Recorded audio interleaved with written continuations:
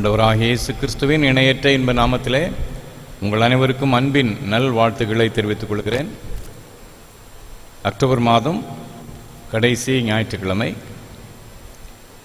ஆண்கள் ஐக்கிய சங்க சிறப்பு ஞாயிறு. இந்த நாளிலே திருச்சபையின் ஆண் மக்கள் எல்லாரையும் அன்போடு வாழ்த்துகிறேன். சபையின் பிள்ளைகள் எல்லாரையும் கர்த்தருடைய நாமத்திலே இந்த சிறப்பு ஆராதனைக்கு வரவேற்கிறேன். இந்த ஆராதனை நம்ம எல்லாருக்கும் ஆசீர்வாதமாக விளங்கத்தக்கதாக நாம் யாவரும் ஜெபம் செய்வோம். ஜெபம் பண்ண கடவோம். மகா இரக்கமும் மட்டில்லா கிருபை நிறைந்த அன்பின் ஆண்டவரே, ஆசீர்வாதமான இந்த காலை வேளைக்காக நன்றி. இந்த ஆண்கள் ஞாயிறு சிறப்பு ஆராதனைக்காக நன்றி. இந்த நாளிலும் பல்வேறு இடங்களிலே இருந்து நாள் இணைந்து இணையதளம் வழியாக உம்மை ஆராதிக்கின்றோம். இந்த ஆராதனை கத்தை பொறுப்படுத்திக் கொள்ளும். பங்கு வருகின்ற ஒவ்வொருவரையும் நீ பேர் பேராக குடும்பமாக நீர் ஆசீர்வதிப்பீராக. இயேசு கிறிஸ்து மூலம் மிகுந்த மனத்தாழ்மையோடு வேண்டிக் கொள்கின்றோம் நல்ல பிதாவே, ஆமென். அவனுடைய நாம மகிமைக்காக நாம் யாவரும் எழுந்து நின்று கீதங்களிலே 419வது பாடல் பாடும். கீதங்கள் 419, பாமாலை 282, பாமாலை 282. துக்க பாரத்தால் இழைத்து நொந்து போனாயோ.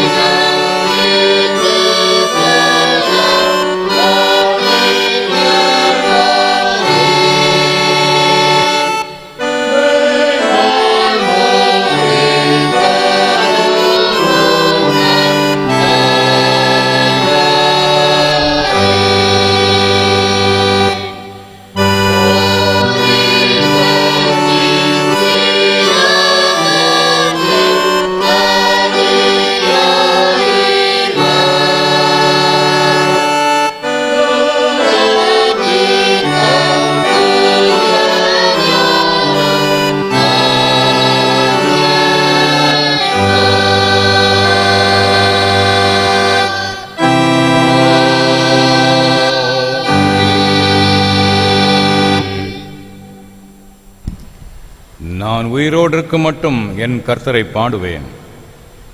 நான் உள்ளளவும் என் தேவனை கீர்த்தனம் பண்ணுவேன். நான் அவரை தியானிக்கும் தியானம் இனிதாயிருக்கும். நான் கர்த்தருக்குள் மகிழுவேன். கர்த்தருடைய மகிமை என்றென்றைக்கும் விளங்கும்.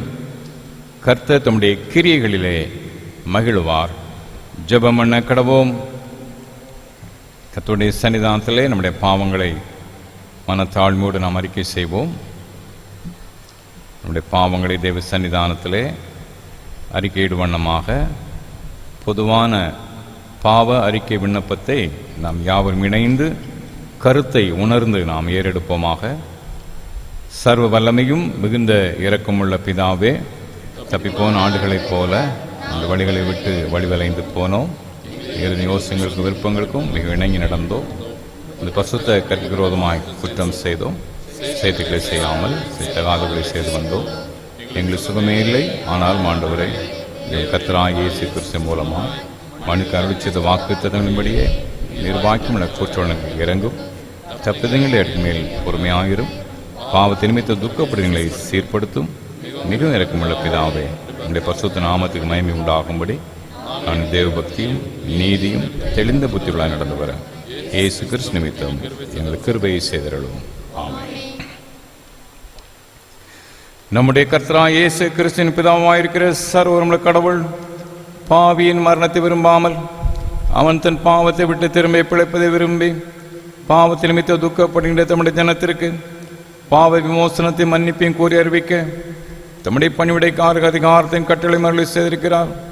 மெய்யாய் மனம் திரும்பி தம்முடைய பரிசுத்த சுவிசேஷத்தை உண்மையாய் விசுவாசிக்கிற யாவருக்கும் அவர் பாவங்களை மன்னித்து விமோசனம் செய்கிறார். ஆகியால் கடைசியிலே நித்திய ஆனந்தத்தை சேரத்தக்கதாய் இத்தனத்தை நாம் செய்கிறதற்கு பிரியமாயிருக்கவும் இனி உயிரோடு இருக்கும் நாளெல்லாம் மாசில்லாமல் பரிசுத்தமுடலாய் நடக்கவும் அவர் நமக்கு மெய்யான மனம் திரும்புதலையும் தம்முடைய பரிசுத்த ஆவியையும் அருளிச் செய்வாராக.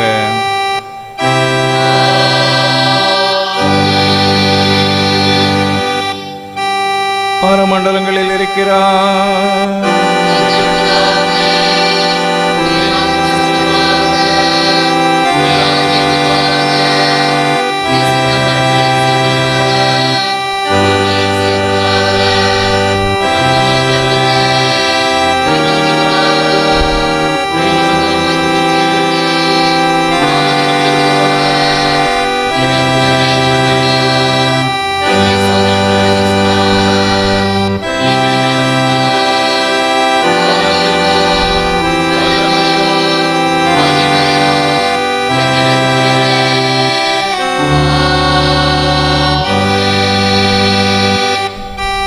ஆண்டவரே, எங்கள் உதடுகளை திறந்தருளோ.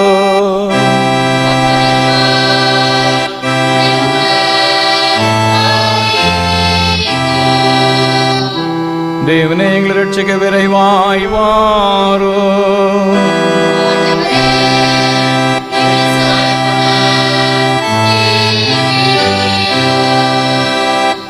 பிதாவுக்கும் குமாரனுக்கும் பரிசுத்த ஆவிக்கும் மகிமை உண்டாவதாக.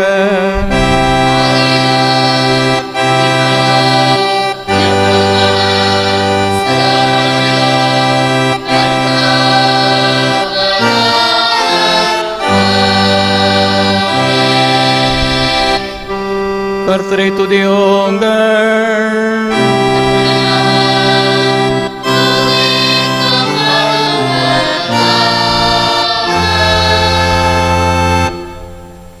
முறையாக வாசிக்க வேண்டிய சங்கீதம் 142 சங்கீதம். சங்கீதம் 142. கர்த்தரை நோக்கி சத்தமிட்டு கூப்பிடுகிறேன், கர்த்தரை நோக்கி சத்தமிட்டு கெஞ்சுகிறேன். அவருக்கு முன்பாக என் சஞ்சலத்தை ஊற்றுகிறேன், அவருக்கு முன்பாக என் நெருக்கத்தை அறிக்கையிடுகிறேன். என் ஆவி என்னில் தேங்கும்போது நீர் என் பாதையை அறிந்திருக்கிறீர். நான் நடக்கிற வழியில் மறைவாக எனக்கு கண்ணி வைத்தார்கள். வலதுபுறமாய் கண்ணோக்கி பாரும், என்னை அறிவார் ஒருவரும் இல்லை. எனக்கு அடைக்கலம் இல்லாமல் போயிற்று, என் ஆத்மாவை விசாரிப்பார் ஒருவரும் இல்லை. கர்த்தாவே, உம்மை நோக்கி கூப்பிடுகிறேன். நீரே என் அடைக்கலமும் ஜீவனுள்ளோர் தேசத்திலே என் பங்குமாய் இருக்கிறீர் என்றேன். என் கூக்குரலுக்கு செவிகொடும், நான் மிகவும் தாழ்த்தப்பட்டேன். என்னை பின்தொடர்பவர்களுக்கு என்னை தப்புவியும், அவர்கள் என்னிலும் பலவான்களாய் இருக்கிறார்கள். உமது நாமத்தை நான் துதிக்கும்படி என் ஆத்மாவை காவலுக்கு நீங்களாக்கிவிடும். எனக்கு நீர் தயவு செய்யும் போது நீதிமான்கள் என்னை சூழ்ந்து கொள்வார்கள்.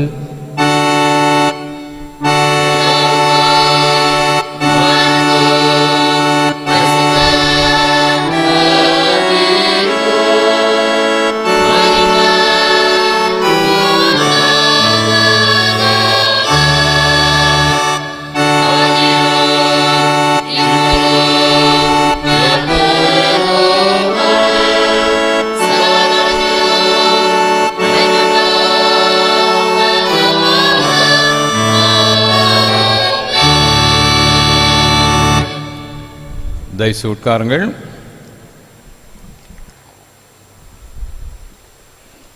கீதங்களிலே 460வது பாடலை நாம் சிறப்பு பாடலாக பாடுவோம். கீதங்கள் 460, கீர்த்தனைகள் 176. கிறிஸ்தவ கீர்த்தனை 176, தேவா இரக்கமில்லையோ, இயேசு தேவா இரக்கமில்லையோ என்ற பாடலை உற்சாகத்தோடு நாம் பாடுவோம்.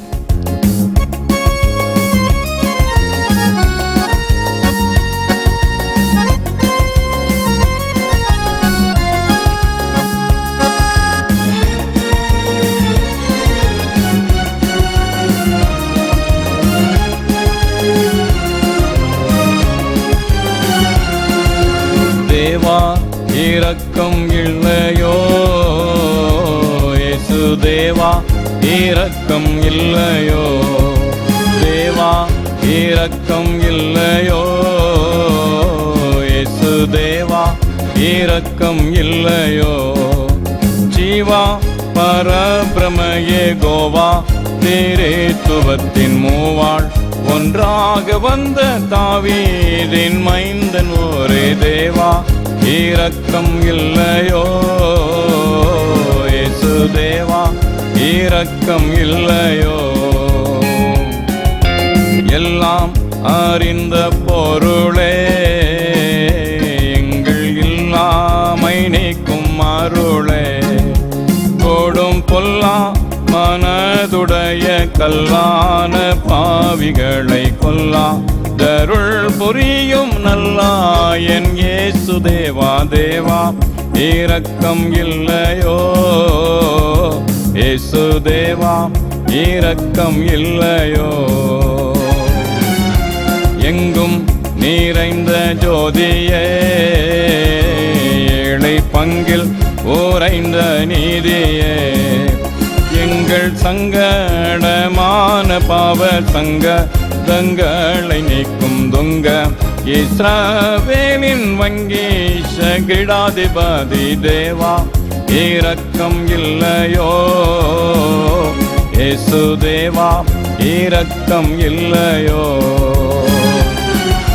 வேதாந்த வேத முடிவே, ஜக ஆதாரம் மானவடிவே, ஐயாதாதாவும் எமை பெற்ற மாதாவும் நீயே இயேசு நாதா, ரட்சியுவேரே ஆதாரம் எமக்கில்லை தேவா இரக்கம் இல்லையோ, இயேசு தேவா இரக்கம் இல்லையோ, தேவா இரக்கம் இல்லையோ, இயேசு தேவா இரக்கம் இல்லையோ. தொடர்ந்து திருமறை பகுதி வாசிக்க கேட்போம்.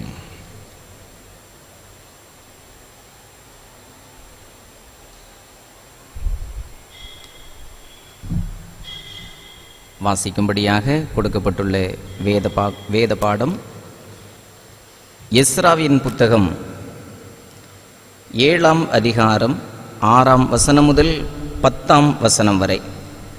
எஸ்ராவின் புத்தகம் 7ஆம் அதிகாரம் 6ஆம் வசனம் முதல் 10ஆம் வசனம் வரை. இந்த எஸ்ரா இஸ்ரவேலின் தேவனாகிய கர்த்தர் அருளிய மோசேயின் நியாய பிரமாணத்திலே தேறின வேதபாரகனாயிருந்தான். அவனுடைய தேவனாகிய கர்த்தருடைய கரம் அவன் மேல் இருந்ததினால் அவன் கேட்டவைகளையெல்லாம் ராஜா அவனுக்கு கொடுத்தான். அவனோடே கூட இஸ்ரவேல் புத்திரரிலும் ஆசாரியரிலும் லேவியரிலும் பாடகரிலும் வாசல் காவலாளரிலும் நிதனீமியரிலும் சிலர் அர்த்தசாஷ்டா ராஜாவின் 7ஆம் வருஷத்திலே எருசலேமுக்கு போனார்கள். 5ஆம் மாதத்தில் அவன் எருசலேமுக்கு வந்தான். அது அந்த ராஜாவின் 7ஆம் வருஷமானது. 1ஆம் மாதம் 1 தேதியிலே அவன் பாபிலோனிலிருந்து பிரயாணமாக புறப்பட்டு 5ஆம் மாதம் 1 தேதியிலே தன் தேவனுடைய தயவுள்ள கரம் தன்மேல் இருந்ததினால் எருசலேமுக்கு வந்தான். கர்த்தருடைய வேதத்தை ஆராயவும் அதன்படி செய்யவும் இஸ்ரவேலிலே கட்டளைகளையும் நீதி நியமங்களையும் உபதேசிக்கவும் எஸ்ரா தன் இருதயத்தை பக்குவப்படுத்தியிருந்தான் என்பது வேத பாடம் வாசித்தாயிற்று.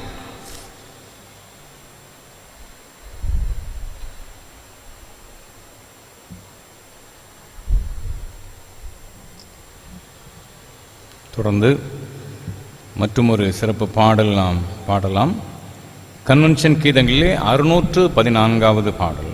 கன்வென்ஷன் கீதங்களில் 614வது பாடல், எந்தன் ஜெப வேளை உமை தேடி வந்தே என்ற பாடலை நாம் உற்சாகத்தோடு பாடலாம்.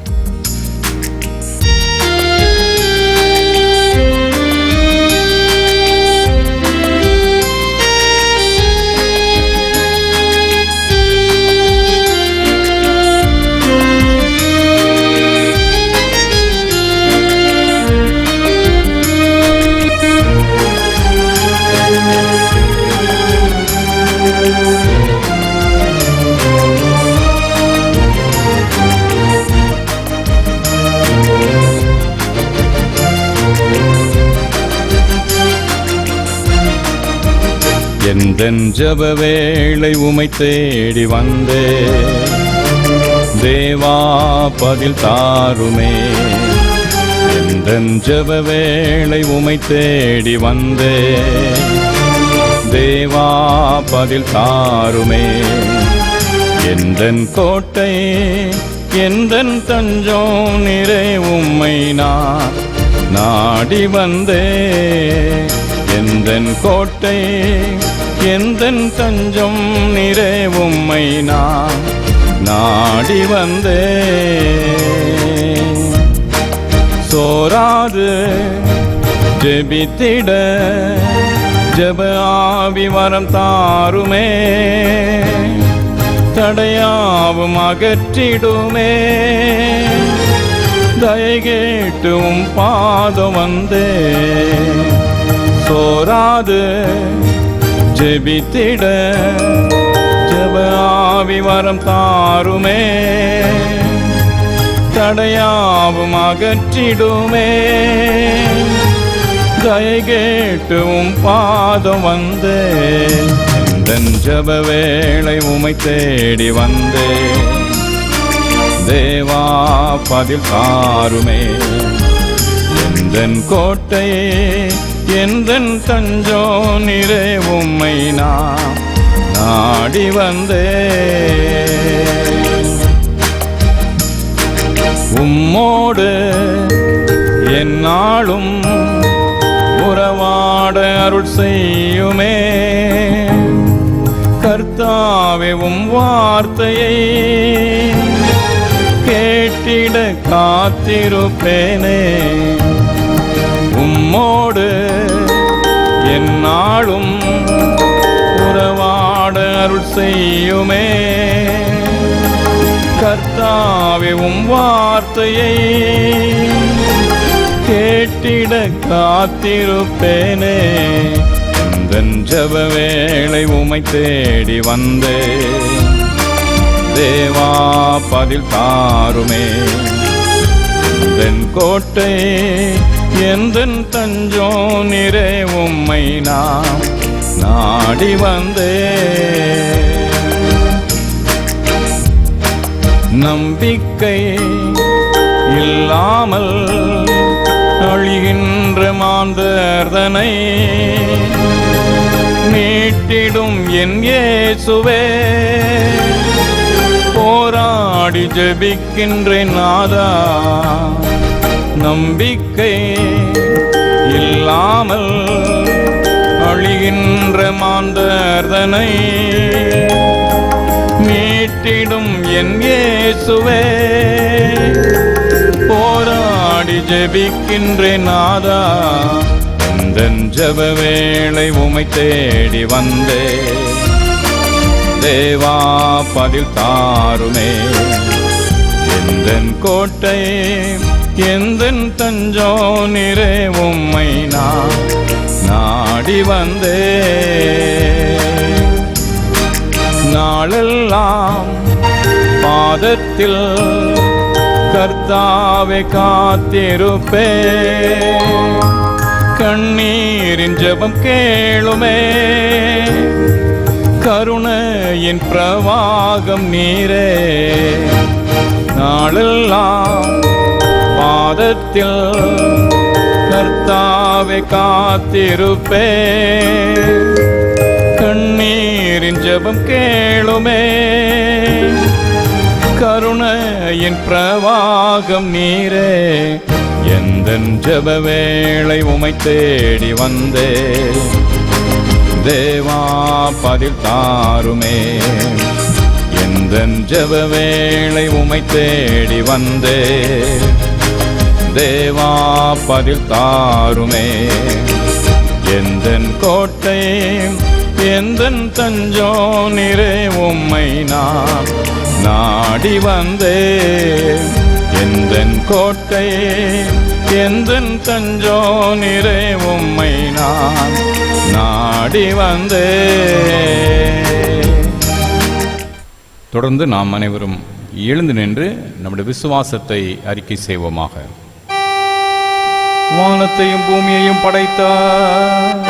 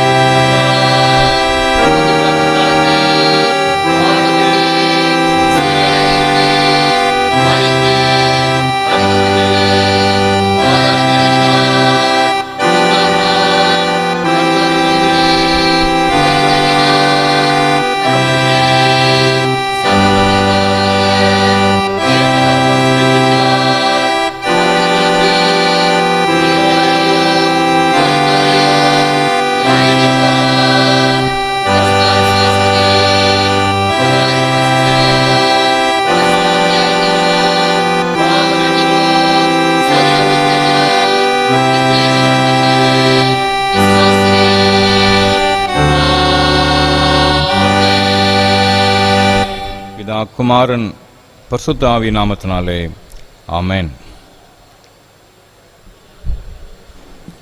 ஆண்டவராகிய இயேசு கிறிஸ்துவின் இணையற்ற என்ப நாமத்திலே உங்கள் அனைவருக்கும் அன்பின் நல் வாழ்த்துக்களை தெரிவித்துக் கொள்கின்றேன். இன்றைய தினம் ஆண்கள் ஞாயிறு, ஆண்கள் ஐக்கிய சங்க சிறப்பு ஞாயிறாக நாம் ஆசரிக்கின்றோம். இந்த திருமறையில் உள்ள பல கதாபாத்திரங்களிலே ஒருவரான எஸ்ராவை குறித்து இந்த நாளில் உங்களோடு நான் பகிர்ந்து கொள்ள விரும்புகின்றேன். எஸ்ரா ஒரு வேத பாரகன், வேதத்தை போதிக்கின்ற சிறப்பான பணி செய்கின்ற ஒரு ஆசாரியன். அந்த பெயருக்கு அர்த்தமே உதவி, ஹெல்ப், உதவி என்பதாகும். கடவுள் உதவுகிறார் அப்படின்னு வச்சுக்கலாம், மக்களுக்கு உதவி செய்கிறவர் என்றும் நாம் தெரிந்து கொள்ளலாம். எஸ்ரா என்ற பெயருக்கு அர்த்தம் உதவி, கடவுள் உதவி செய்கிறார் அல்லது மக்களுக்கு உதவுபவன், எப்படி நாம் எடுத்துக்கொள்ளலாம். இஸ்ரவேல் மக்கள் நேபுகாத் நேச்சார் காலத்தில் தோற்கடிக்கப்பட்டு எருசலேம் கைப்பற்றப்பட்டு தேசத்தின் ஏராளமான மக்கள் பாபிலோனுக்கு அடிமையாக கொண்டு செல்லப்பட்டார்கள். 70 ஆண்டுகள் அங்கே அடிமையாக இருந்த இஸ்ரவேல் மக்கள் பாரசீக மன்னனான கோரேசின் காலத்திலே விடுதலையாக்கப்பட்டார்கள். அது ஒரு அற்புதமான ஒரு நிகழ்வு. இஸ்ரவேல் மக்கள் கோரேஸ் மன்னனாலே விடுதலையாக்கப்பட்ட அந்த சூழ்நிலையிலே முதலாவதாக செருபாபேல் என்பவனுடைய தலைமையில் அவங்க நாடு திரும்பினார்கள்.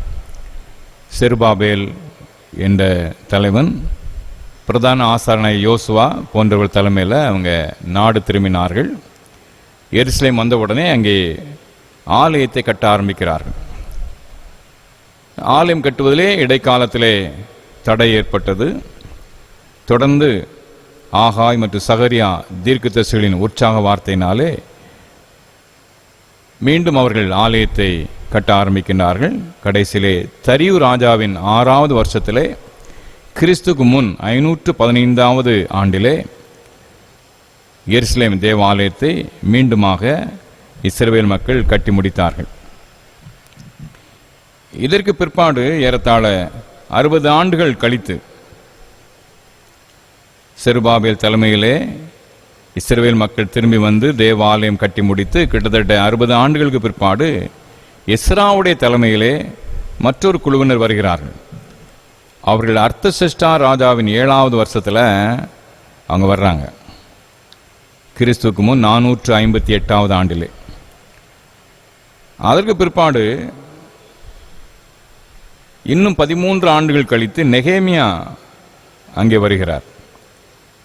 அவர் அலங்கத்தை அழகாக நேர்த்தியாக கட்டி முடிக்கிறார்.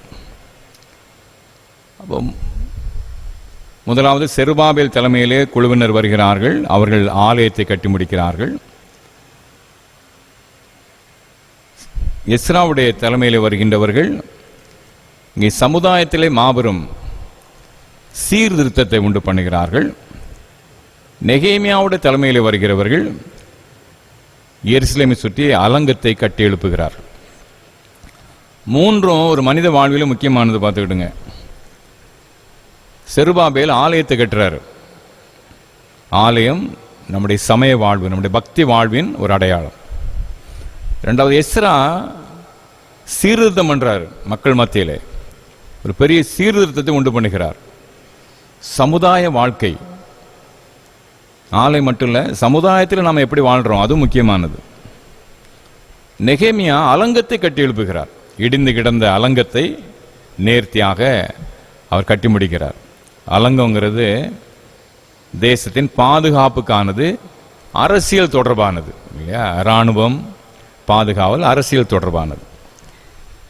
மூன்றும் மிக மிக முக்கியமானவை. சமய வாழ்வு, சமுதாய வாழ்வு, அரசியல் வாழ்வு. இந்த மூன்றும் இணையும் போதுதான் ஒரு தேசம் ஆசீர்வதிக்கப்படும். இந்த மூன்றையும் செருபாபேலும் எஸ்ராவும் நெகேமியாவும் அழகாக செய்து நிறைவேற்றுகிறார்கள். எஸ்ராவுடைய பங்களிப்பு மிக மிக முக்கியமானது. ஏனென்றால் ஆலயத்தை கட்டுறது, அலங்கத்தை கட்டுறது, அவை இரண்டோடு ஒப்பிடும்போது சமுதாயத்தை கட்டுறதுக்கு பார்த்தீங்களா, அதுதான் பெரிய பிரச்சனை.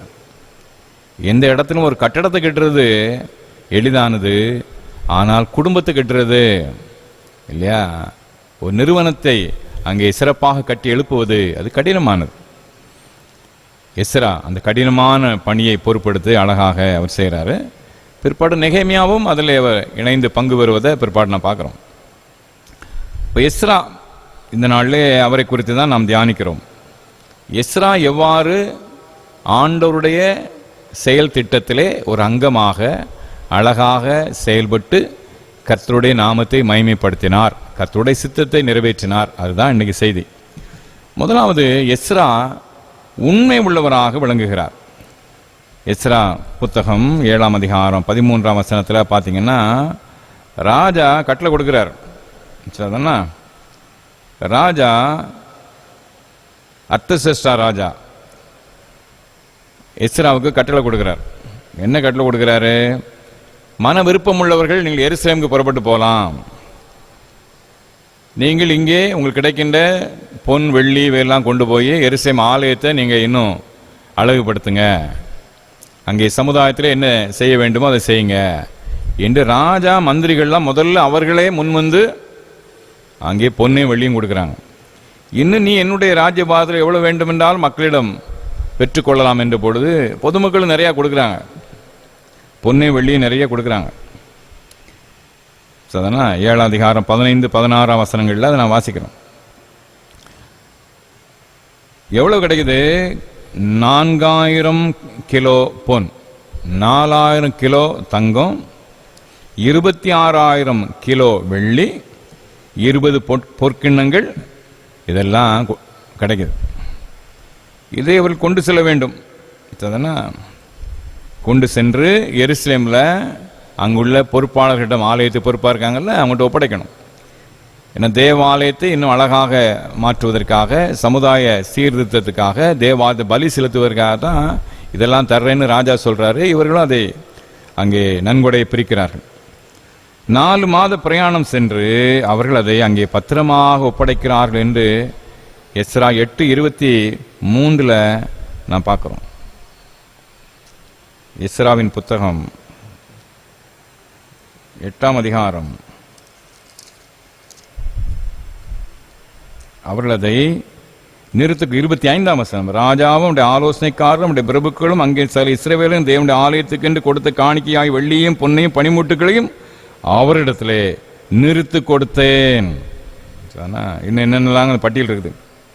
இல்லை அவற்றை அழகாக கொண்டு போய் நிறுத்து கொடுக்குறாங்க. அப்போ எஸ்ரா இங்கே அவன் பெற்றுக்கொண்ட அத்தனை பொருட்களையும் நிறுத்து வாங்குறான். அப்படியே அங்கே கொண்டு போய் நிறுத்து கொடு ஒப்படைப்பதை நான் பார்க்குறோம். இது ஒரு சிறப்பான ஒரு குணாதிசயம் பார்த்துக்கிடுங்க. எஸ்ரா 8:25 29 வரைக்கும் பிறகு நீங்கள் வாசித்து பாருங்கள். ஒவ்வொன்றையும் நேர்த்தியாக அவன் அங்கே ஒப்படைப்பதை நாம் பார்க்கின்றோம். அது உண்மை மிக மிக அவசியமானது. பொன் வெள்ளி இல்லையா, இவர்களுக்காக ஆளாய் பறக்கின்ற ஒரு உலகம்.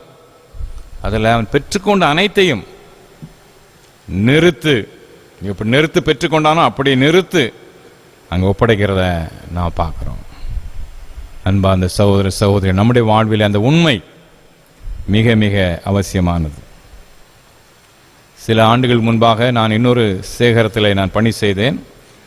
அவ்வளோ ஒரு 4 சத்துணவு அந்த ஆர்கனைசர் மற்றும் அந்த ஆயா, இந்த கடைநிலை ஊழியர்கள் அப்படி சிலருக்கு வேலை போட வேண்டியது இருந்தது. நான் பொறுப்பாக இருந்த அந்த பள்ளிகளிலே அந்த காலி இடம் இருந்துச்சு, அதை நிரப்பினாங்க. சத்துணவு தொடர்பான அந்த அமைப்பு, அது மாவட்ட ஆட்சித்தலைவர் கலெக்டர் தான் அதுக்கு பொறுப்பு. அப்போ அதுக்கு ஒவ்வொரு கேட்டகரிக்கும் 4 இடம்னாக்கி ஒன்றுக்கு 5 பேர் எழுதி அனுப்பணும். நாம் 5 பேர் எழுதி அனுப்பி அதில் யாராவது ஒருவரை தேர்ந்தெடுப்பார்கள். அப்போ முன்னாட்களிலே அதில் போடப்பட்ட இடங்களில் சில பிரச்சனைகள் அதெல்லாம் என்கிட்ட வந்து சொன்னாங்க. அப்போ ஒன்று கவலைப்பட வேண்டாம், எல்லாவற்றையும் நேர்மையாக கரெக்டாக செய்வோம் என்று அங்கே கம்ப்ளைண்ட் பண்ண மட்டும் நான் சொன்னேன். அதுக்கு இணங்க யார் யாரெல்லாம் பேர் சேர்க்கணும்னு நினச்சாங்களோ அவங்க எல்லாம் அவங்களையும் நீங்கள் யார்கிட்டையும் பணம் கொடுக்கக்கூடாதுன்னு சொல்லிவிட்டேன். ஏன்னா அது இன்னொரு காரியம். நீங்கள் அரசியல்வாதிக்கு பணம் கொடுக்காமல் நடக்காது, அவங்களுக்கு பணம் கொடுக்காமல் நடக்காது, இவங்களுக்கு பணம் கொடுக்காமல் நடக்காது என்று சொல்லி கொண்டிருந்தார்கள். இப்போ யாருக்கும் பணம் கொடுக்கக்கூடாது. 5 பேரை நான் அனுப்புகிறேன். குறிப்பாக ஏழைகள், விதவைகள், அப்படிப்பட்ட லிஸ்ட்டை மேலே வச்சு நான் அனுப்பி விடுவேன். நீங்கள் யாருக்கும் பணம் கொடுக்க வேண்டிய அவசியம் இல்லை என்று பெரும்பாலும் அங்கே சபையை சேர்ந்தவர்களை தான் அனுப்பணும். அது நம்முடைய டிடிடிஏ பள்ளி என்பதனாலே சபையோடு தொடர்பு தான் அனுப்பணும். சபையின் பிள்ளைகளுடைய பெயர்களை ஒவ்வொரு போஸ்ட்டுக்கும் 5 பேர் எழுதி அனுப்பியாச்சு. அழகாக நேர்த்தியாக பைசா செலவழிக்காமல் 4 பேரும் அழகாக அவர்களுக்கு வேலை கிடைத்தது. எல்லாருமே ஏழை விதவைகள், சபையை சேர்ந்த ஏழை விதவைகள். எனவே யாருக்கும் எந்த கம்ப்ளைண்ட்டும் இல்லை, மனஸ்தாபங்களும் மனக்குமுறல்களும் ஒன்றும் கிடையாது. ஐயா அழகாக சேர்த்தாங்க என்று அங்கே சொன்னார்கள். ரொம்ப சந்தோஷம், கர்த்தருக்கு ஸ்தோத்திரம். எனக்கு ரொம்ப மனசுக்கு இதமாக இருந்துச்சு. மாவட்ட ஆட்சித்தலைவர் அழகாக நேர்த்தியாக எல்லாத்தையும் செய்தார் என்று எனக்கு ரொம்ப சந்தோஷமாக இருந்தது. பிறகு ஒரு நாள் நான் இதை சில 1-2 மாதங்களுக்கு பிற்பாடு நான் ஒரு இடத்துல பேசிக்கிட்டு இருந்தேன். அப்போ இப்படி இந்த சத்துணவு அந்த இடத்துல தொடர்பாக 4 பேருக்கு அப்பாயின்மெண்ட் போட்டோம். அங்கே ஒரு பைசா செலவு இல்லாமல் மாவட்ட ஆட்சித்தலைவர் எல்லாத்தையும் அழகாக செய்தார். எந்த அரசியல்வாதிக்கும் பணம் கொடுக்கல, அதிகாரிகளுக்கும் பணம் கொடுக்கல, எந்த லஞ்சமும் இன்றி அழகாக நடந்தது என்று நான் சொல்லிக்கிட்டு இருந்தேன். அப்போ அதில் உள்ள ஒருத்தர் சொன்னார், ஐயா மாவட்ட ஆட்சித்தலைவரை கலெக்டர் நீங்கள் சாதாரணமாக நினைக்கிறீங்க, அவர் 1000 கணக்கில் வாங்குறது இல்லையா, லட்சக்கணக்கில் தான் வாங்குவார்ன்னு சொன்னார். 1000 கணக்கில் வாங்க மாட்டார், லட்சக்கணக்கில் வாங்குவார் என்று அங்கே அவர் சொன்னார். சொல்லி அவர் புள்ளி விவரம் கொடுத்தார். என் மனம் ரொம்ப வேதனையாக இருந்தது. அன்பார்ந்தவர்களே, கொஞ்சத்திலும் அதிகத்திலும் எல்லாவற்றிலும் உண்மையோடு இருப்பது ரொம்ப ரொம்ப ரொம்ப அவசியமானது. இப்போ கடந்த வாரத்தில் ஒரு அதிகாரி இல்லையா, அவர் அங்கே வீட்டில் ரெய்டு பண்ணுறாங்க. தங்கம், வெள்ளி, பணம், கணக்கு வழக்கு கிடையாது, கோடிக்கணக்கான பணம். ஏராளமான தங்கம், ஏராளமான வெள்ளி. இல்லையா? ஒரு அரசு அதிகாரி லஞ்சத்திலேயே திளைத்தவராக, லஞ்சத்திலேயே மூழ்கி ஏராளம் ஏராளம் அவர் சம்பாதிச்சிருக்கிறார். அப்போ அவர் ஜட்ஜி சொல்றாரு, இன்னைக்கு பேப்பரில் வாசித்தேன், இப்படி அரசாங்க சம்பளத்தை வாங்கிக்கிட்டு இவ்வாறு லஞ்சத்தை நீங்கள் வாங்கினீங்கன்னா அதை விட பிச்சை எடுக்கலாம் அப்படின்னு சொல்லியிருந்தார். ஒரு ஹைகோர்ட் ஜட்ஜி அழகாக சொல்லியிருந்தார். சம்பளம் அரசு தருகின்ற ஊதியத்தை வாங்கிக்கிட்டு இப்படி லஞ்ச லாவணியத்தை நீங்கள் வாழ்ந்தீங்கன்னா இதை விட நீங்கள் பிச்சை எடுக்கலாமே. ஒரு நீதித்துறையில் உள்ள ஒருத்தர் எவ்வளோ மனம் வெந்து அந்த வார்த்தையை சொல்லுவார் இல்லையா? இவ்வளோ கடினமான ஒரு வார்த்தை, மனம் வெந்து போய் அவர் சொல்லியிருக்கிறார். இவ்வளோ எல்லாருக்கும் உரியது, அது அரசு அதிகாரிகளுக்கு மட்டும் உரியதல்ல. அரசியல்வாதிகளுக்கு அந்த வார்த்தை பொருந்தும், நீதித்துறைக்கும் பொருந்தும், திருச்சபைக்கும் பொருந்தும். எல்லாருக்குமே அந்த வார்த்தை பொருத்தமான வார்த்தை. நான் உண்மை உள்ளவர்களாக இந்த உலகத்தில் வாழ அழைக்கப்படுகின்றோம். அன்பா அந்த சகோதர சகோதரி எஸ்ரா பொன் வெள்ளி எல்லாத்தையும் நிறுத்து வாங்குறான், அப்படியே கொண்டு போய் நிறுத்து ஒப்படைக்கிறான். எவ்வளோ ஒரு உன்னதமான ஒரு செயல் இல்லையா? அந்த உண்மையை நம்முடைய வாழ்விலே கடைப்பிடித்து வாழ நாம் அழைக்கப்படுறோம். ஒன்று. ரெண்டாவது, எஸ்ரா விசுவாசம் உள்ளவன். விசுவாசம் உள்ளவனாக அழகாக செயல்படுறான் பாருங்க. ஏற்கனவே சொன்னபடி 4 மாத பிரயாணம். பாபிலோன்லேருந்து எருசலேமுக்கு அந்த கால சூழ்நிலையில் 4 மாதமாக பிரயாணம் பண்ணி அவங்க வரணும். 7 அதிகாரம் 9ஆம் வசனத்தில் நம்ம பார்க்குறோம். 1ஆம் மாதம் 1 தேதியிலே பாபிலோனிலிருந்து பிரயாணமாய் புறப்பட்டு 5ஆம் மாதம் 1 தேதியிலே தேவனுடைய கரம் தன்மையில் இருந்ததுனால எருசலேமுக்கு வந்தான். 4 மாதம் பிரயாணம் செய்து வர்றாங்க. ராஜாவின் கடிதம்லாம் இருக்குது. அப்போ ராஜாவின் கடிதம் இருந்தனாக்கி போகின்ற வழியிலே அந்த எல்லா விதமான ஒரு தடங்கள் இன்றி அவங்க போயிட்டே இருக்கலாம் இல்லையா? அந்த காலத்திலே உள்ள பாஸ்ன்னு நினச்சிக்கலாம், என்ன அப்படி போயிட்டே இருக்கலாம். அப்போ என்ன நடக்குது? அவன் அங்கே ஒரு உபவாச ஜெபத்தை அவன் ஒழுங்கு பண்ணுறான். பார்த்துக்கிட்டுங்க, 8ஆம் அதிகாரம் 21ஆம் வசனத்தில் கடைசியில், அங்கே அந்த அகாவா நதிகண்டையிலே உபவாசத்தை கூறினேன். ஏன் உபவாசத்தை கூறுறான்? ஏராளமான பொன்னும் வெள்ளியும் அவன் கொண்டு பிரயாணம் பண்ணுறான். அந்த காலத்தில் இந்த கொள்ளை கும்பல்கள் ஏராளம் ஏராளம். எந்த இடத்துல கொள்ளை கும்பல் அதை கைப்பற்றுவாள்னு சொல்லவே முடியாது. இவன் என்ன சொல்லிட்டான் ராஜா கிட்ட? ராஜா கேட்குறாரு, எப்பா பொன்னையும் வெள்ளியும் கொண்டு போற, உனக்கு காவலர்களை, உனக்கு போர் வீரர்களை துணைக்கு அனுப்புறேன் அப்படின்னு சொல்றாரு. இவன் வேண்டான்னு சொல்லிடுறான். 8ஆம் அதிகாரம் 22ஆம் வசனத்தில், வழியிலே சத்ருவை விலக்கி எங்களுக்கு துணை செய்யும்படி நான் ராஜாவினிடத்திலே சேவகரையும் குதிரை வீரரையும் கேட்க வெட்கப்பட்டிருந்தேன். எங்கள் தேவனுடைய கரம் தம்மை தேடுகள் எல்லார் மேலும் அவர்களுக்கு நன்மையாக இருக்கிறது என்றும் அவருடைய வல்லமையும் அவருடைய கோபம் அவருடைய விலகுகள் எல்லார் மேலும் இருக்கிறது என்றும் நாங்கள் ராஜாவுக்கு சொல்லியிருந்தோம்.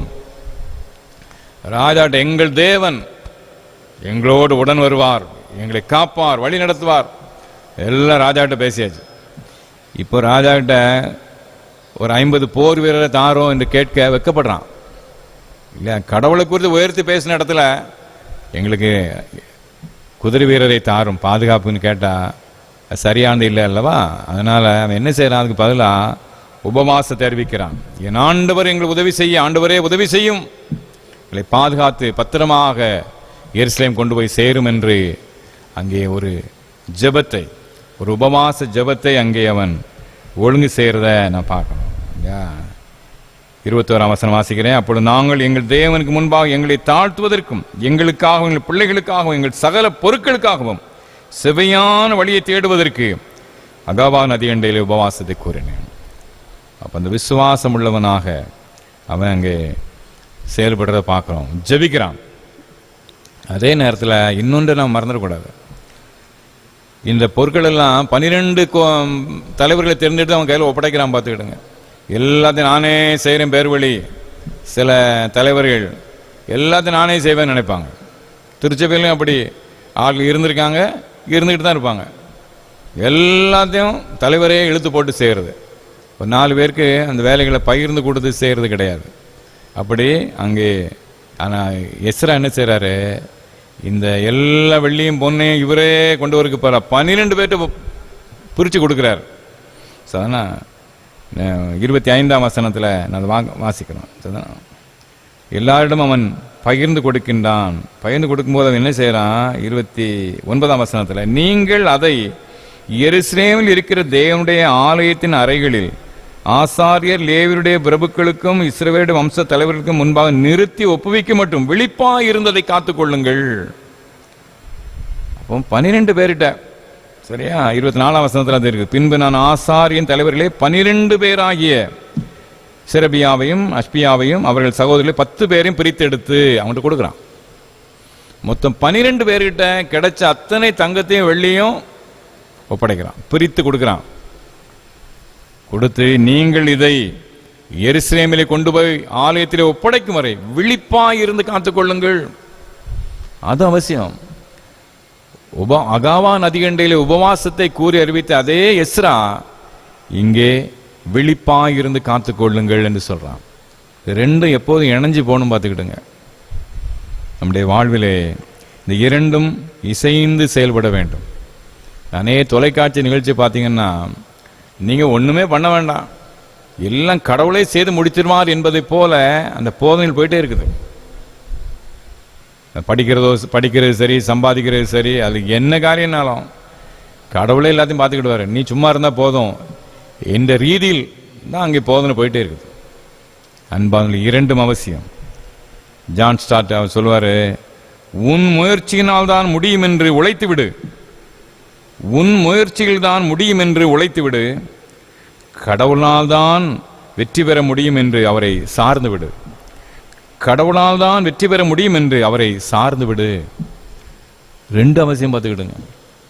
கடவுளை சார்ந்து வாழ்கின்ற ஒரு வாழ்க்கை, அதே நேரத்தில் முழு முயற்சியோடு செயலாற்றுகின்ற இந்த செயல்படுகின்ற திறன், இந்த ரெண்டு அவசியமாக இருக்குது. இல்லை, நம்பிக்கை அவசியம், உழைப்பு அவசியம். எஸ்ராக தான் செய்கிறான். உபவாச ஜபத்தை கூறி அறிவிக்கிறான் 12 பேர்ட்ட, நீங்கள் உங்கள் குழுவினரும் விழிப்பாக இருந்து இதை காத்துக்கொள்ளுங்கள் என்று எச்சரிப்பையும் கொடுக்குறான்.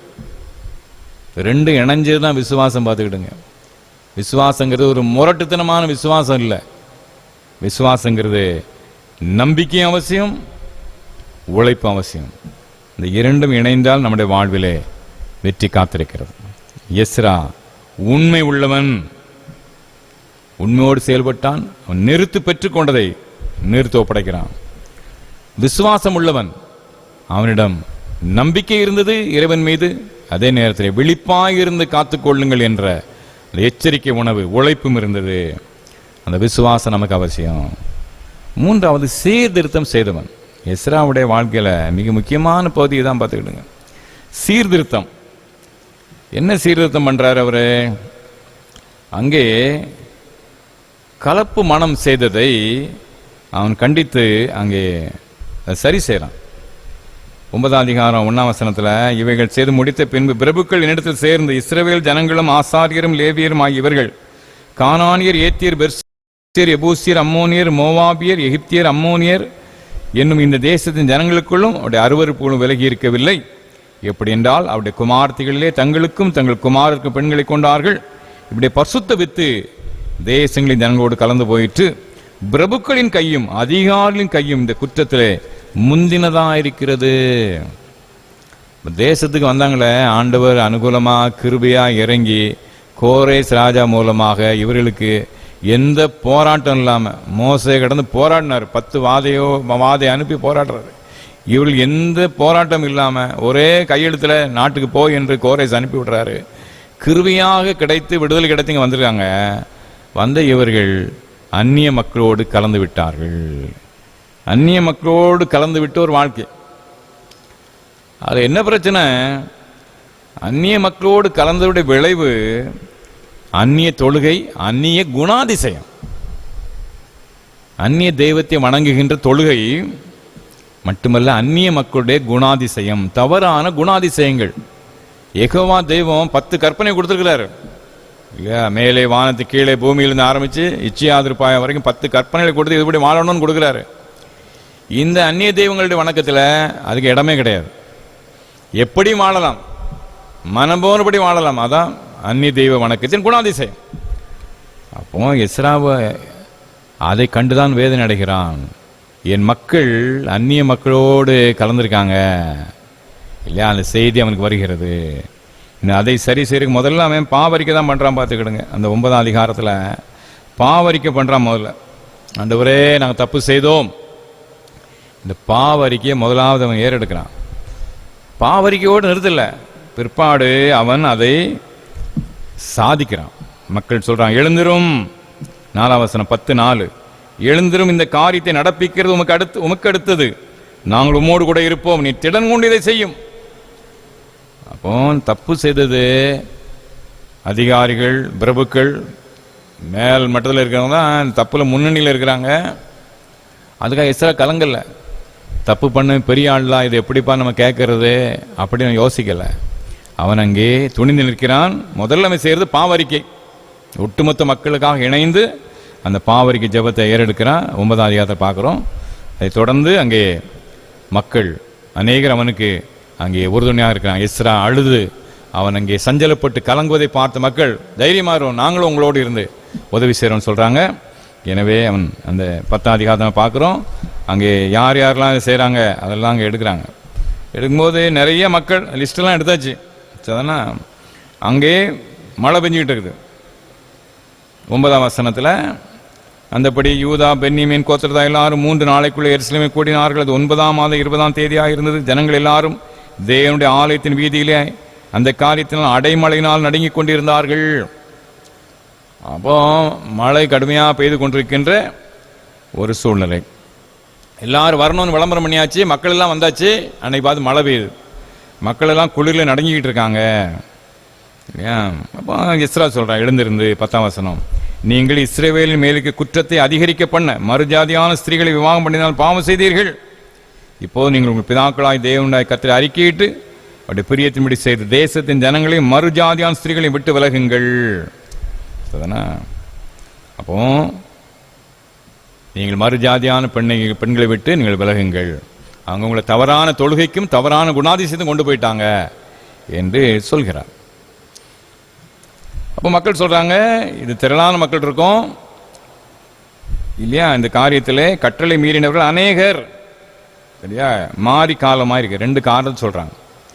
இதை கொஞ்சம் விசாரித்து நிதானமாக செய்வோங்கிறதுக்கு மக்கள் 2 காரணம் சொல்றாங்க. ஒன்று, இது மாறி காலம், 13ஆம் வசனம், இது மாறி காலமாக இருக்கிறது ஒன்று. இன்னொன்று, மக்கள் திரளான பேர் பாவம் பண்ணியிருக்கிறாங்க. 2 காரணம். இதை உடனடியாக செய்து முடிக்கிறது கஷ்டம், எனவே இதை விசாரித்து செய்யும் என்று கேட்குறாங்க. இல்லை, நான் சொன்னது தான், நான் தான் தலைவன், நான் சொல்றதை கேளுங்கன்னு அவர் பிடிச்ச பிடி நிற்கல, அவர் அதுக்கு இணங்குகிறார். சரிதான், மக்கள் சொல்வது அது சரியான ஒன்று. ஏன்னா ஏராளமான மக்கள் இந்த தப்பு பண்ணியிருக்காங்க. 2வது மாறி காலம். எனவே அங்கே அவன் சிலரை ஏற்படுத்தினான் பாருங்க. 15ஆம் வசனத்தில் ஆசகேலின் குமாரன் யோனத்தான், திர்காவின் குமாரன் எக்ஸியாவும் மாத்திரம் அதை விசாரிக்கும்படி வைக்கப்பட்டார்கள். மெகல்லாமும் சுபேதா என்னும் லேவியனும் உதவியாக இருந்தார். ஒரு 4 பேர் நியமிச்சாச்சு. நீங்கள் அதை பாருங்க, நீங்கள் அதை பார்த்து நீங்கள் விசாரித்து யார் யார் என்பதெல்லாம் திட்டமிட்டு அந்நிய ஜாதியின் மக்களை விளக்குவதற்கு இங்கே செய்யுங்க. அங்கே 17ஆம் வசனத்தில் அந்நிய ஜாதியின் ஸ்திரீகளை கொண்டவர்கள் எல்லாருடைய காரியத்தையும் 1ஆம் மாதம் 1 தேதியிலே விசாரித்து முடித்தார்கள். முடித்து எல்லாரையும் அங்கே விவாகரத்து செய்கின்ற ஒரு பெரிய அங்கே ப்ராசஸ் அங்கே ஓடிட்டு இருக்கு. இந்த கால சூழ்நிலையிலே இது சரியான ஒன்றா, இது மனிதாபிமானமா என்ற கேள்விகள் நமக்கு வரும் இல்லையா. இது இயல்பான ஒன்று. ஏன்னா பழைய ஏற்பாட்டு அந்த கால சூழ்நிலையில் பார்த்தோம்னா உபாகமம் 7ஆம் அதிகாரத்தில் இது செய்யாதன்னு கட்டளை இருக்குது. உபாகமம் 7:3-4 நீங்கள் உனக்கு நான் அந்த கானான் தேசம் தர்றேன், அந்த தேசத்தில் போய் அங்கே இருக்கிற அந்த மக்களை திருமணம் செய்யக்கூடாது என்று, அவர்களோடு நீ கலந்து விடக்கூடாது என்று திட்டமும் தெளிவுமான கட்டளை உபாகமம் 7:3-4 இருக்குது. அதே நேரத்தில் உபாகமம் 21:13 நீங்கள் வெளியே அங்கே யுத்தத்தில் போய் ஜெயிக்கிறீங்க, அங்கிருந்து பெண்களை திருமணம் அங்கே சிறைப்பிடித்து கொண்டு வரும்போது அந்த பெண்களை திருமணம் செய்யலான்னு இருக்குது. அப்போது ஒரு நாட்டுக்குள்ளே போய் குடியேறும்போது அங்குள்ள பெண்களை அந்நிய இன பெண்களை திருமணம் செய்யக்கூடாதுன்னு இருக்குது. அதே உபாகமம் 21:13 யுத்தத்தில் நீ சிறைப்பிடித்து வரும்போது அவளை திருமணம் செய்யலாம் என்றும் இருக்குது. அப்போ இதில் பிரதானமான காரியம் அந்நிய தெய்வ வணக்கமும் அந்நிய குணமும் வந்துடக்கூடாதுங்கிறது தான். ஏன்னா ஒரு தேசத்தில் போய் அந்த பெண்களோட அங்கே திருமணம் செய்யும்போது இயல்பாகவே அந்த குணாதிசயமும் தெய்வ வணக்கமும் இங்கே வர்றதுக்கு வாய்ப்பு இருக்குது. இன்னொரு தேசத்தில் சிறையை பிடித்துங்க வரும்போது அவர்கள் தன்னுடைய தேசத்தை விட்டு பிரிஞ்சு வந்தாச்சு.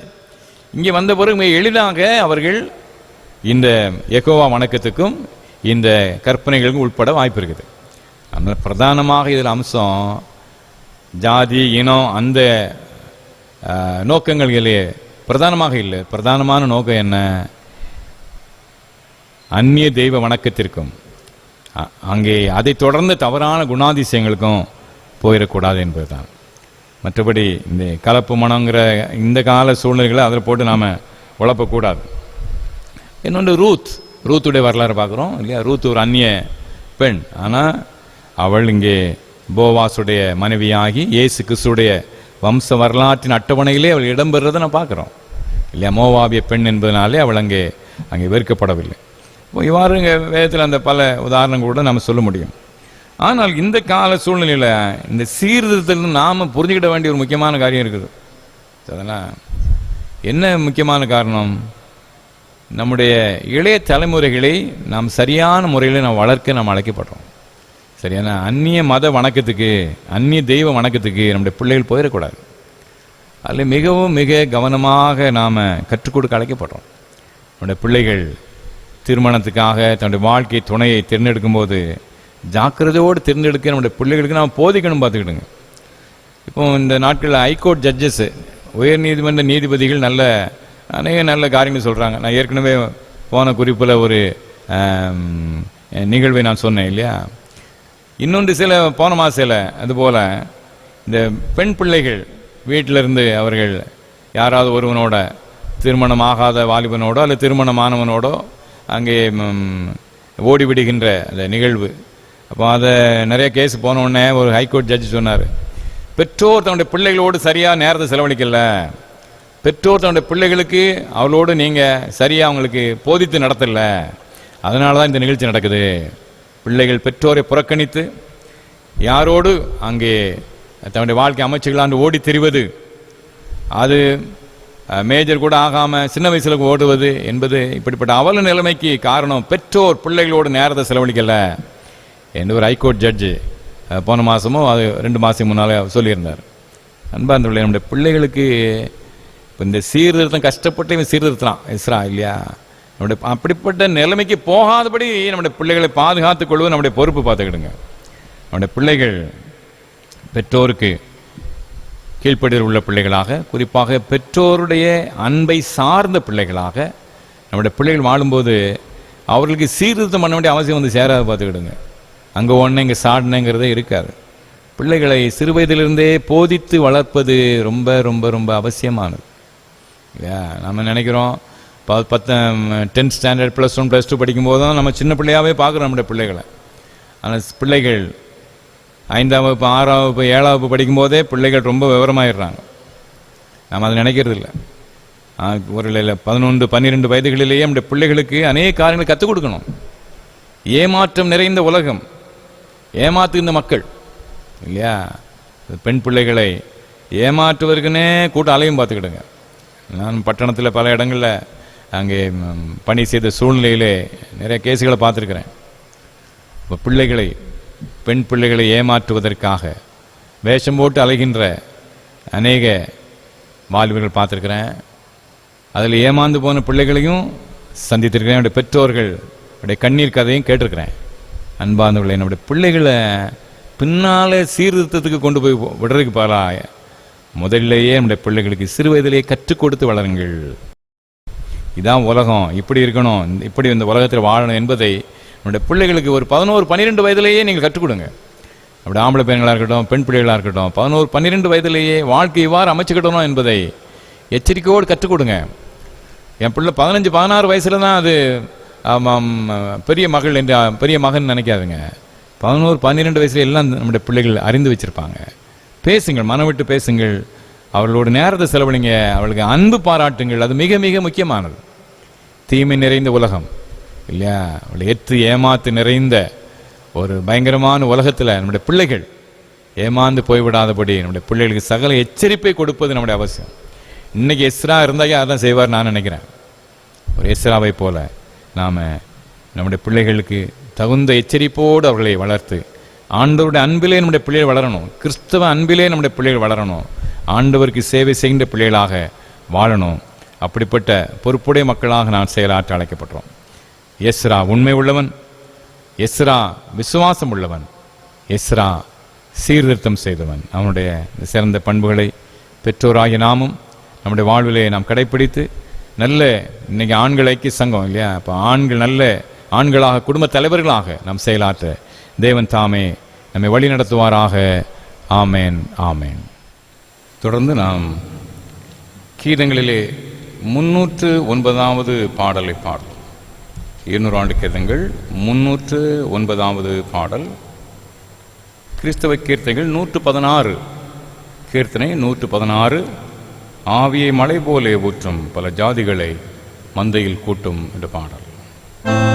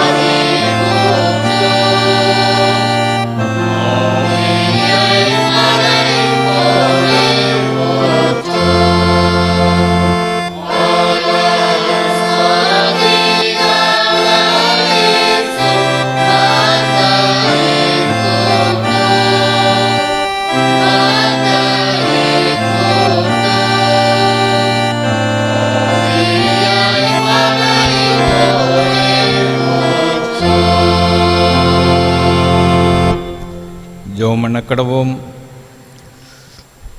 அன்பினாண்டவரே, ஆசீர்வாதமான இந்த மனமகிழ்ச்சி நாளுக்காக நன்றி. உடைய கிருபையினாலும் இரக்கத்தினாலும் பல்வேறு இடங்களிலே இருந்து இசைந்து இணைந்து ஆராதிக்க என்னை தந்த வாய்ப்பிற்காக ஸ்தோத்திரம். பிதாவே ஸ்தோத்திரம், தேவகுமாரனே ஸ்தோத்திரம், தூய ஆவியானவரே ஸ்தோத்திரம், திரியேக தெய்வமே ஸ்தோத்திரம். எங்களை அழைத்தவரே ஸ்தோத்திரம், எங்களை தெரிந்து கொண்டவரே ஸ்தோத்திரம், எங்கள் வாழ்விலே போதுமானவரே ஸ்தோத்திரம். இந்த சித்தத்தை நான் என்றும் நிறைவேற்றத்தக்கதாக எங்களை தாழ்த்தி முடிய சமூகத்தில் நான் ஒப்புக் கொடுக்கிறோம். ஆண்டவரே, இந்த உலகில் உமக்கு என்றும் பிரியமான மக்களாக வாழ்கின்ற பாக்கியத்தை நீர் எங்களுக்கு தாரும். உன்னதத்தின் நன்மையினாலே எங்களை ஆண்டு கொள்வீராக. இந்த காருண்யங்களை சூழ்ந்து கொள்வதாக. இந்த ஆண்கள் ஞாயிறு சிறப்பு ஆராதனை நீர் ஆசீர்வதித்து தந்தமைக்காக நன்றி. தேவன் கர்த்தாவே, எஸ்ராவின் வாழ்க்கையின் அடிப்படையிலே தேவ செய்தியை நாங்கள் கேட்க நீர் தந்த வாய்ப்பிற்காகவும் நன்றி. அந்த எஸ்ரா ஆண்டவரே உறுதியாக பற்றி கொண்ட ஒரு விசுவாச வீரனாக ஆண்டவரே அவன் விளங்கினான். அவனுடைய சகல காரியங்களில் உண்மை உள்ளவனாக விளங்கினான். ஆண்டவரே, மாத்திரமல்ல, மிக முக்கியமாக அவன் சீர்திருத்தத்துக்கு தன்னுடைய வாழ்வில் முதலிடம் கொடுத்தான். தனிப்பட்ட வாழ்வு, சபை வாழ்வு, சமுதாய வாழ்வு அனைத்திலும் சீர்திருத்தங்களை அவன் மேற்கொண்டான். சுவாமி ஆண்டவரே, திருச்சபையின் ஆண்கள் ஐக்கிய சங்கத்தினராக திருச்சபையின் ஆண்களாக நாங்கள் ஒவ்வொருவரும் ஆண்டவரே, நாங்கள் சீர்பொருந்தப்பட்ட மக்களாக, சீர்திருத்தப்பட்ட மக்களாக, சீர்திருத்தத்திலே வாஞ்சி உள்ள மக்களாக என்று வாழத்தக்கதாக நீ துணை செய்யும். இந்த குடும்பங்களிலே, சபையிலே, சமுதாயத்திலே சீர்திருத்தங்கள் ஏற்பட, மாற்றங்கள் ஏற்பட நான் நல்ல முன்மாதிரிகளாக வாழ்கிற பாக்கியத்தை நீர் எங்களை ஏற்படுத்தி கொடுப்பீராக. இந்த தேசத்தை ஆசீர்வதியும். காஷ்மீர் முதல் கன்னியாகுமரி வரை பறந்து விரிந்து எங்களுடைய நாடு ஆசீர்வதிக்கப்பட்ட நாடாக விளங்கட்டும். இந்த தேசத்தின் ஆண்டவரில் செழிப்பான காலங்களையும் செழிப்பான சூழ்நிலைகளையும் கட்டளையிடும். ஆண்டவர் வேலை இல்லாத திண்டாட்ட ஒரு முக்கியமான பிரச்சனையை ஆண்டவர் மாற்றி போடுவீராக. தேவன கர்த்தாவே, உடைய கிருபை, இரக்கம், தயவு எங்கள் ஒவ்வொருவரையும் சூழ்ந்து கொள்ளட்டும். இந்த சிறு பிள்ளைகளை கண்ணின் மணியைப் போல பாதுகாத்து வளர்த்து தாரும். இந்த வாலிப தம்பி தங்களுடைய வருங்கால திட்டங்களை வகுத்துக்கூடும். வேலை வாய்ப்பின் காரியங்கள், திருமண காரியங்கள் அனுகூலப்படுத்தி கொடுப்பீராக. திருச்சுவையின் தாய்மார் தகப்பன்மார் எல்லாரையும் ஆசீர்வதியும். வயது முதிர்ந்த மக்களுக்காக விசேஷமாக ஜெபிக்கிறோம். பலவீனங்களை பலன் தாங்குவதாக.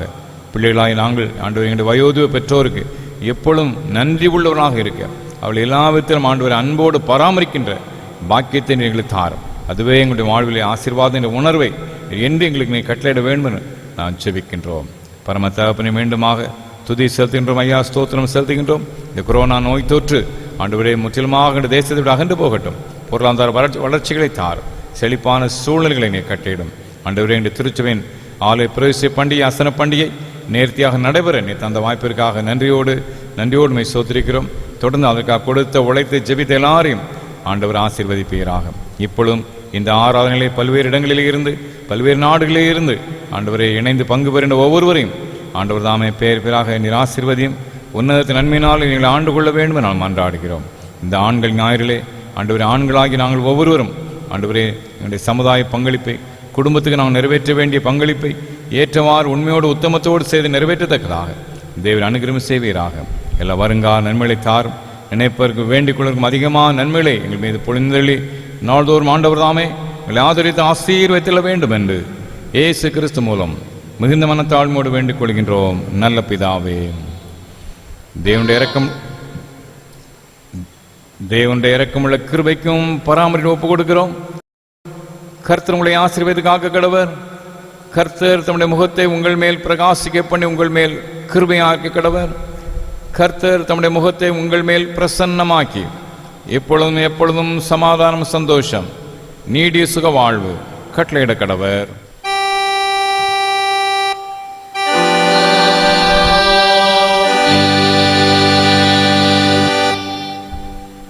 தேவனுடைய இரக்கமுள்ள கிருபைக்கும் பராமரிப்புக்கும் உங்களை ஒப்புக் கொடுக்கின்றோம்.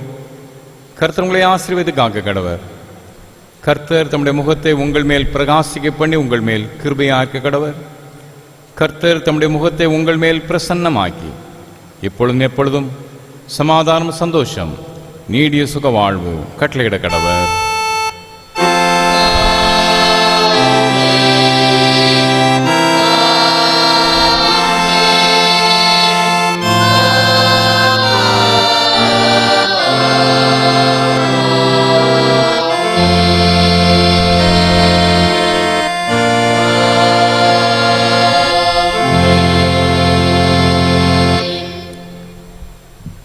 நிறைவு கீதமாக கீதங்கள் 38வது பாடல் பாடும். கீதங்கள் 38, பாமாலை 25, கிறிஸ்து சபை பாமாலை 25.